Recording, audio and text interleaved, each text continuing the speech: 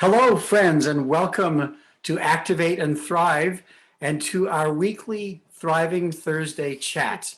We hold these every Thursday at noon East Coast US time, live on Facebook, as I say, at our Activate and Thrive page. And we also share them on our YouTube channel and Instagram. So wherever you're catching us today, thank you so much for joining us. It means a lot. And we just love to chat each week with beautiful, health-minded souls. And we are very happy that you're here. And my name's Don Krishnaswamy. And I'm Mia Krishnaswamy. I'm his wife. Our guests today, we're so happy to have with us Kyle, not Tile, Kyle and Tanya Sheldon. They're dear friends of ours, and they are parents to 3 girls. Tanya has a background in retail management and marketing, as well as network marketing. And Kyle is a former corporate executive of 32 years with 15 years retail experience and 17 years in education. And when Tanya was first introduced to her network marketing company, she was a stay-at-home mom. And because of what she's been doing for the last 9 years, she continues to be a stay-at-home mom. And she was able to bring Kyle home in 2020, and they're building their future together. So I just want to start first with an easy question. Building their future Sorry about that. Do you think he's monitoring the chat on his phone? On the phone to engage with people who might have questions. So first off, you two, welcome. We're so happy to have you with us today. We're happy to be here. Thrilled. We love We're you. honored. We just love you guys. We love you too. Love you too. So I'm going to start with a really easy question. First, how long have you been married? You can answer that, and then I'll go to the not so easy question. We're lucky we got married in the year 2000. So thank goodness it's always easy to remember. That was well planned on my part. Yeah. It'll be 21 years in October. Yeah. 21 years in September. Wow. That's awesome. Yeah. So that's the easy question. The not so easy question. What has been the most challenging time in your marriage? Yeah, it's funny. So I'll go You go first. first, yeah. Okay. From my perspective, if someone were to look at us from the outside, they would probably say that like 2017 to 2019 was our toughest time. And it was a really hard to go through. Kyle was involved in an accident, but for me, I feel like this last year, it's funny we're talking about, has been, for me, the biggest struggle because we are home together now. And when Kyle was working a full-time corporate job and I had my thing, you kind of have your own things, right? And then you meet in the middle at home and you both want to wind down and you really don't connect that much. And when you get used to that, it becomes commonplace. But then what we've learned in being together this year is that was an unhealthy place to be, but now figuring out how to come together and realizing how much lack of time we really gave each other when we were working separate roles and not together, and figuring that out it's been a struggle. Mhm. Like, how do we balance each other and how do I balance, I've had my network marketing business that we all get to do together. We love doing life with you guys. We would have met you had we not said yes. And we started it in 2011, and being blessed to bring Kyle home, I'm so happy that I could do that because he now gets to figure out who he is and what he wants. But I've had to really let go of the expectations I have for him as my husband, as a man, and I can't control that for him. And the more I try to have my hand on it and control it, the tougher it makes things between us. But when I can let go of that and just give that to God and let Kyle have his journey, but remember to edify him as a man, edify him as my husband, let him know that he is valued, that's the sweet spot. And that's where I've been really working on getting to that place, so that I don't want him to ever feel like this is Tanya's business that she's done for 10 years. And now I come in and where do I fit in? And then he doesn't feel like a man. He doesn't feel like he has an important role in the home anymore. So I know that that's what I've been working on in this last year, is to just balance that, to let go, but also connect more in the midst of letting go. That Yeah, makes and I would sense. say for sure it was 2017, and it was just the strain on our marriage. It's nothing that was between us. It was because of personal circumstances, and what took place and what's transpired from that time. But it's in the deepest valleys where you get your best growth. So I had to be shattered and broken.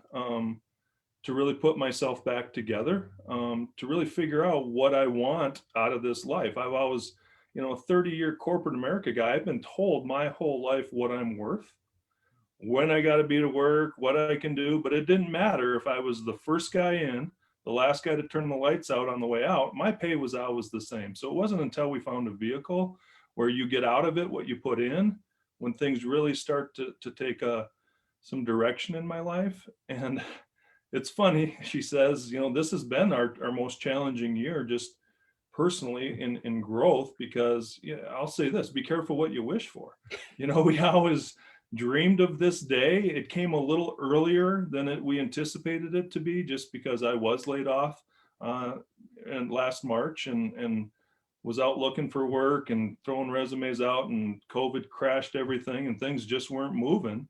And it was really stressing and bumming me out. And she said, well, let's just decide what we want to do. And we put it in God's hands, and we did Tony Robbins, UPW, and we made a decision. And then we said, if I'm going to stay home, I'm going to stay home, and we got to find a way to make this work. So that's where we're at, in the middle of growth. I wouldn't say we're in a deep, deep valley, but we're coming up out of it. So it's just been the most interesting time for sure, but beyond blessed.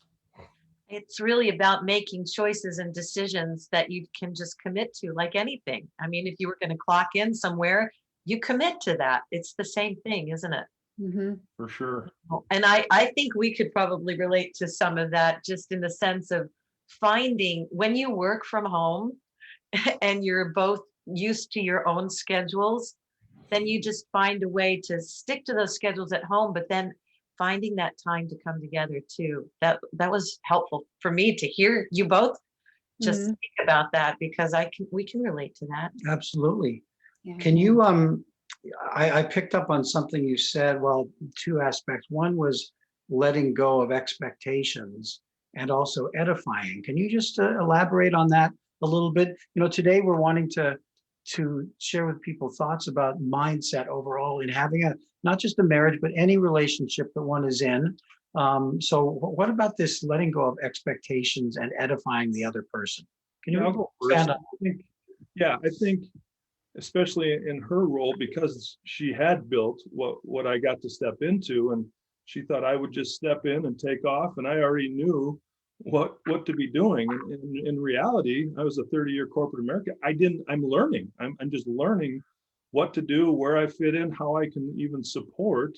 And as far as humility goes and mindset goes for me, is I, as a man, had to just kind of say, yeah, she has built this thing, and how can I support her and continue to grow it together to make it ours? I always joked in the beginning of this whole thing, over the 10 years she's built it, is we'd go to events and I would introduce myself as, hi, I'm Kyle, Tanya's eye candy. And it's a tough gig to live up to make her look good, right? I didn't think I would ever be sitting in this chair, being a full-time stay-at-home dad, supporting a loving wife. We just didn't think, even as we're building it, you just, like I said, be careful what you wish for. We didn't know. We always dreamed of this. We didn't know it was going to happen. So for me to step back and just swallow some pride, but then you learn I only control the things around me, and everything else is just outside noise. And it doesn't affect what we're doing or how we're doing it or where we're going. I can only control my own actions, my own thoughts.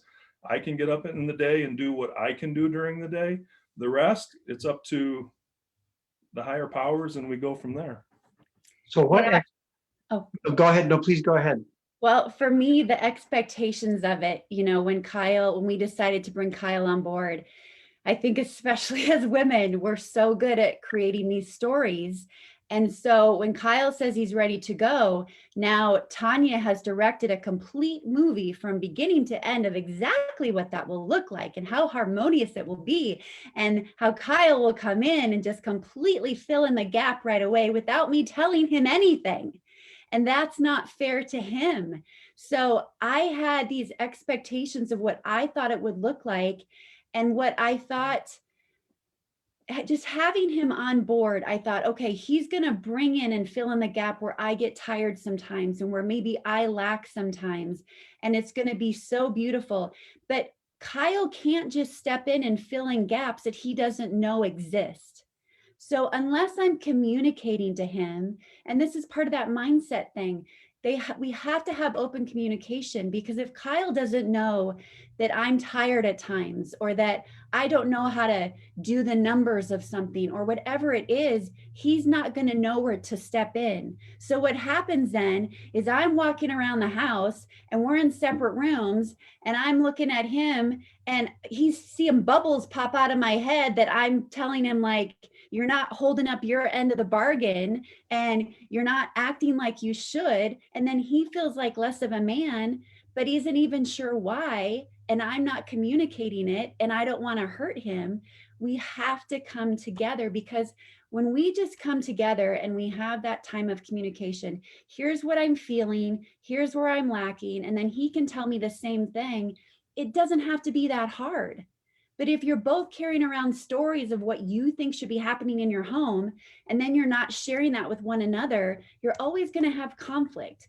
And then your mindset's going to be off. And we have daughters, teenage daughters, that are walking around this house and they hear everything. This is a small house. And if we don't have our marriage and who we are intact, what kind of an example are we setting for them? And what are we setting for them in general, for their mindset and how they go about life? So it really just has to be, I mean, for us, it's God first, our relationship, then our girls, then our business. So us being together and communicating is a big, big deal. And we communicate in different ways. I know he hears me when I share something with him and he just sits there and doesn't say anything. I know I'm not going to get something back for him right away. I know that he needs to sit and process. And I've learned to let him do that instead of getting mad that I don't get something back right away. And when he communicates with me, I want to have that conversation. He's going to get something back right away. So, but it's just taking the step and not getting lazy in the relationship. Like, you have to nurture it. You have to take care of it. Well, you may have answered some of this question that you had right here about, How they've gotten on the other side. the other Yeah. Of struggles. of the deepest struggles, Yeah. how you've gotten on the other side. You know, some of it too, when Kyle talks about the toughest time for him being in 2017, that was a really dark time in our life. Like, Kyle wasn't with our family for 90 days. He was apart from us. And then there was a lot of transition that happened. We were in courtrooms a lot, and it was very, very hard. But the reason it was different for me than it was for Kyle is because it's almost as if it was a situation. It's okay. We love you. Well, We love you. Go for it. Sometimes when someone gets broken, it was something that I didn't pray for the circumstances that happened to Kyle, but I prayed for him. And I knew that as a man working the way that he was, it was always like Groundhog Day for him. You know, you get up, you go to work, and then you prepare for work the next day, and you're not present. He just wasn't present. And if we asked him to be present, there was fighting about it because he was so caught up in just the grind of the day to day, and he wasn't happy. And that's the blessing of where we're at today.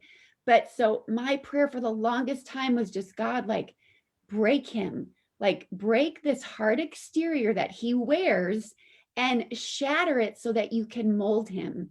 And I know that's what happened Yeah. in 2017 when that accident happened. It was like I couldn't believe it was an out of body experience, but at the same time, I said to myself, I knew right away it was an answer to prayer. I knew that this experience had the ability to shape Kyle, to shift Kyle, to make him better. And it really was the beginning of, it was so dark, but that darkness was the beginning of where we're at today. And I have had to learn to not walk in a place of lack and scarcity, because since bringing Kyle home, it's easy for me to look at, we lost an extra income, we lost this, we're in a rental, all these circumstances that I didn't want to have. And yet when I learn to let go of that scarcity mentality and I can walk in faith and abundance and in who I am, I see everything so much differently. It's like I put on completely different glasses. And when I do that and I see the abundance of what we have, and where he gets to be now in his life, like he can show up in a sweatshirt and a t-shirt and he doesn't have to shave if he doesn't want to. Like he is living life for the first time in over 50 years. I like, not 50, I mean, you were as a child, but Yeah. after corporate American stuff, like 30 years, like he's getting to really live life and be present. He gets to go on trips. And when he comes home on a Sunday, he doesn't have to think about work the next day. All he gets to think about is being here for me and his daughters. That's what I need to see. I need to stop seeing what I want to have. And I need to look at what we're getting as a family and the beauty that he gets to have from that, because it just makes everything like warm and fuzzy and so, so good. I would describe myself, I was always a point A to point B guy. Like I just needed to get from point A to point B as fast and as painless as possible. And that's all that my mind was. I would have blinders on. They say, stop and smell the roses. I'm like, there's no roses, because I could not even see the roses. So when you tell people, well, you need to enjoy life, stop and smell the roses. Legitimately, I never saw the roses. Every time we take a vacation, no, we're going to stop here. This is what we're doing. We're going to get gas. You better go to the bathroom because we're not stopping again, because this train's got a destination and we're going to get there as fast and as painless as possible. And that was just my mindset. And I always said, my analogy I use now is I had to shed my corporate suit of armor, because I would get up every single morning and put on this suit of armor just to protect myself from the outside world, because in corporate America, it's a dog eat dog world and everybody is trying to either get your job or go above your job or take your job. And I would climb that ladder and I would get laid off and I would lose my job and I start climbing that ladder again. And I became very, very calloused, and I would have to put on this suit of armor just to go out and survive. Mm-hmm. So now that I am able to shed that thing, and trust me, it still lays on the bedroom floor. It still rears its ugly head every now and then, but I don't have to put it on. And I actually see roses. I can actually smell roses. I can actually see birds building nests out in our trees that drive me crazy. The magpies are everywhere. We're being invaded. And I think they know now that, hey, this guy can finally see us. Let's start building all the nests in his yard. So I become a magnet by just being free and being able to see some things. So it's been. Well, Kyle, can you tell us with some of what you dealt with in the corporate world, that kind of dog eat dog world, and what you just described, did you bring that, in what ways did you bring that home, and how did it impact? It must have had a not so good impact on the marriage sometimes. Oh, it was very hard, because even I would enjoy a little bit of a Saturday, but then on Sunday, I'm already thinking about what is my week going to have to play out. What am I going to have to do on Monday and Tuesday? And I literally, I mean, my girls to this day, they would joke, say, well, Daddy's just going to be sitting in his chair. I'd have a sports game on, live TV, doing something. I would just not, I didn't have the energy or the time, selfishly, to invest in my wife and in my kids, because I was so consumed with just trying to go out and survive corporate America day in and day out, because I would climb ladders and she was smart enough, we like to dig the well before we were thirsty. So I would just have to put that suit of armor out, because I knew I was going to go out into the dog eat dog world. And if I didn't perform, well, then I was going to lose my job or the income would be gone and who knows where we would be. So it was daunting on the relationship. I just wasn't present. Physically, I was. I always said I was a good dad. You know, I didn't miss their events, but I wasn't present at the events. You know, if they had a dance recital, I was at the dance recital, but I wasn't involved in the dance recital, you know. So it was just a weird, and I just know so many people are dealing with that, and especially this day and age, because it is just grueling out there. Mhm. Well, can you let's think of someone who might be watching or even not watching. Just we know there are many people who at this moment are in a dark place in their relationship, and they just are praying to be lifted out of that. I mean, I don't mean out of the relationship, maybe out of the relationship, maybe that's the best blessing, but maybe it's somebody who's wanting to work things out, but they're in a dark place. What can they latch onto? What's that lifesaver that can be thrown out into that ocean for them? Can you identify something? It might be hard, but what can they grab onto?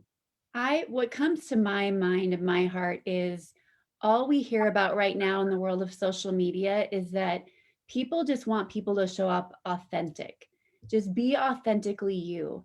And I think that in the home with our spouse, sometimes that's a place where we're most afraid to be authentically ourselves. I know I have many moments where I am afraid to show Kyle my tears because I don't want to make him feel bad. But that authenticity between one another, if you don't share the rawness of what you're going through and how you feel and how they're making you feel, and it's probably not even on purpose, then how can you truly grow and move forward from that? So I think it has to start with, if you're going to tell other people to be authentic, start by being authentically yourself with your spouse, intimately and relationally and argumentatively. Like, be authentic with one another. And communicate, it sounds like you're saying. You Yes. should communicate. Yeah. What if Communicate somebody, all the rawness. My piece would to that, Don, would be all we control are our own actions, and don't be afraid to go home tonight and just start with the next conversation. I think because so much and becomes so heavy on us that it's just so exhausting. I just don't even want to bring it up again. I just don't even want to talk right now. But to take that step and just take that next conversation, because that's all you're going to get.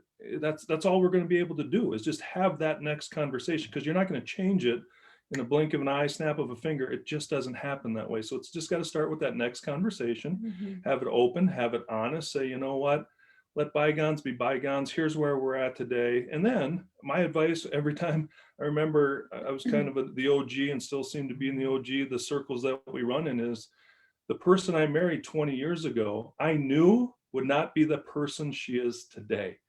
People change. And if you're not willing to change along with them, that's when the struggles come in. Trust me, Carrie, people would say she had a deer in a headlight look 11 years ago when she started what she started doing. She doesn't have a deer in a headlight look now, right? I mean, she's got the eyes of a lion and she wants to rip your head off sometimes. So people grow, people mature. And if you're not willing to support them and watch them and see them go through their growth, and you're not going to grow, you know, they say, if you're not growing, if you're stalled, if God feels like you are stalling, you're not growing. Something has happened in your life. If you're not growing, then you're stalling, because you're either going to be moving in one direction or the other. Nobody ever just stays still. So just have that next conversation. Just go home and start that next conversation. That's good. Well, I'm sure there'll be a discussion later about the rip your head off part, but moving on, you know, Oh, I've seen it. some of what you're talking about, like growing with the other person, doesn't that take one little commodity that we're sometimes not so good at, any of us as humans, which is humility? And you know, just be realizing that, you know, I feel like I'm all set. I know myself. I'm who I am. I've been on this earth a long time. This is me. But that's not a very good way to grow with your spouse.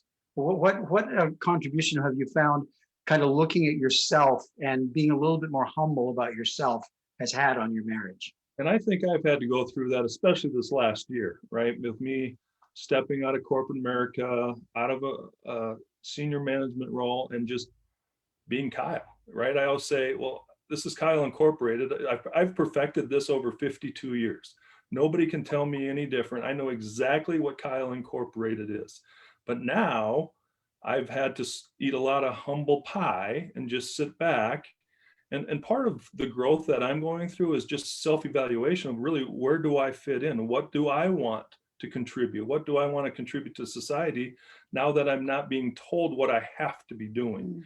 Where do I fit in? What is that next step? Where can I contribute that fills my heart? And it's family, it's our business. I can pour into that. But as you said, Don, as a man, we still need to be fulfilled, right? There still needs to be some contentment. And I can ride my mountain bike and I can only smoke so many pork butts and I can only do so much of that, which is fun and enjoyable, but there's still a contribution piece of, what am I going to leave when I'm gone? What will my legacy be that I'm working on? So to say this last year, I've had more than my servings of humble pie. Wow. Yeah, for me too. You know, I've had a business that I've called my business for almost 10 years. And now to bring him in, I have to remember and not assume that if I'm going to do a training or I'm going to do something for mindset or I'm going to do something for the team, that he does not want to be included. I have to remember to ask him, to involve him, to put Tanya and Kyle on my Zoom thing. Like, because I know that he wants that. And when I forget that, I know that it affects him because he has openly told me, which is good, because if he weren't, I wouldn't know. So it's not, no assumptions. You just can't make assumptions. You have to ask. And just being aware of the other person. Well, we always reach the point in these chats where we have to come to a close, and we've never once felt like we would like to. So we're just so blessed to have had you today. Do you, Mia, have any final question for them before we? If not, I would say just quickly, you two are a blessing. We can just see how you exude blessing, both individually and also as a couple. And have you found that your marriage has been able to bless other people? Have you seen instances of that you know of, or? Yeah, I'm grateful for you guys giving us like this opportunity. I don't know who's going to watch it, but it's easy for people to assume that since we brought him home, it's so easy for us. And that image that people have seen, I know we've had people share with us, you know, we can't wait to get there. Kyle's had a lot of men reaching out to him, and I know they want to be in this situation as well. But I'm as equally happy to share like the downside to it sometimes and the struggles that come with it, but the blessing that is in that, because without struggles, we can't grow. And I know that this is coming a time in our life when it's just going to make us better for the abundance that we know is ahead of us in our business. So yeah, we've had people reach out to us because of our situation. We know it's blessed them. But this has been a great platform too, to share that, Yes, you know, there's still struggles. And one other arena that I think we've been able to support other marriages is in our church. We have a community group. And once again, we're like 10 years the seniors of everybody else probably in our group. So they still have, you know, young kids, none of them are even in high school. And there's 8 couples in there. So even if I'm on the golf course, there's times I can share, and I'm just real and raw and authentic with them to say, it's not what you always see on Facebook, right? That's the highlight scroll isn't really what life is. And I can share my own struggles, right? I have a very good friend going through the same thing I'm kind of doing, just got cut off in corporate America, now trying to redefine himself. So we get to pour into others just by being around others. So that's the other thing I would say is find others like you or you want to be like, and get in that circle and surround yourself with that community, because that will take you to the next level too. Good. beautiful. Well, we're always reinventing ourselves, aren't we? Hopefully, otherwise we aren't growing, as you mentioned, you know, Yeah. and that takes courage, and that takes, you know, we have to get on the other side of where we feel uncomfortable, right? Because that's On when we point, grow. humility. You got to be humble. Yeah.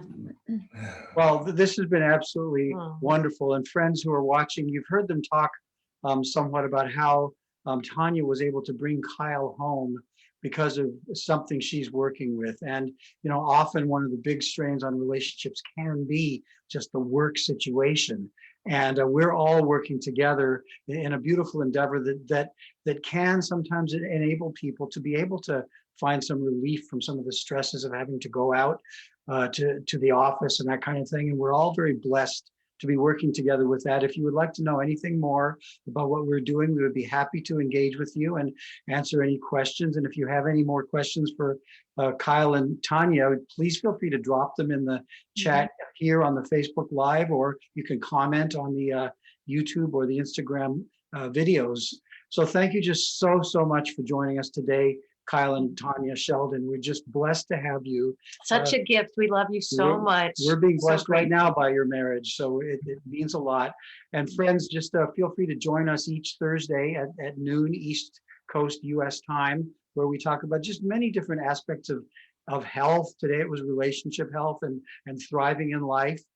We hope to see you next week and going on forward. Thank you so much for being with us today. Have a Thank beautiful you. rest of your day. You Thank too. You too. Thank you. Bye.